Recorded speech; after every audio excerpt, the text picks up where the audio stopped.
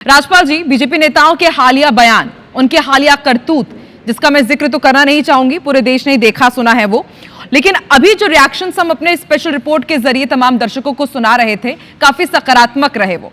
तो अब मध्य प्रदेश की जनता क्या बीजेपी नेताओं से, मंत्रियों से, सांसदों से ये एक्सपेक्टेशंस रख सकती है कि इस तरह के विवादित बोल नहीं आएंगे, इस तरह की विवादित करतूत सामने नहीं आएगी?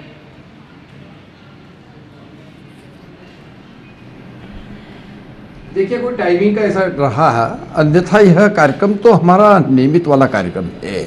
भारतीय जनता पार्टी विचार आधारित मास ऑर्गेनाइजेशन है जो केडर पे बेस्ड है।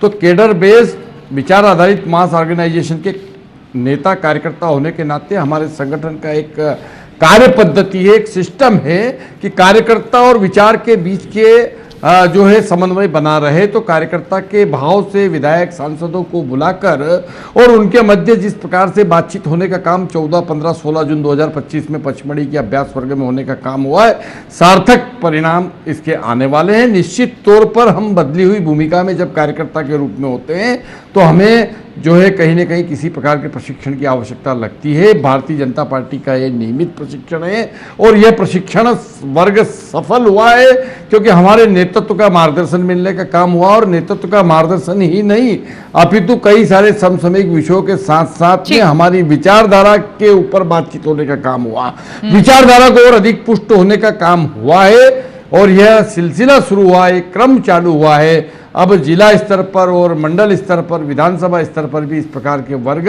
हमारे विभिन्न श्रेणी के कार्यकर्ताओं के साथ होगा।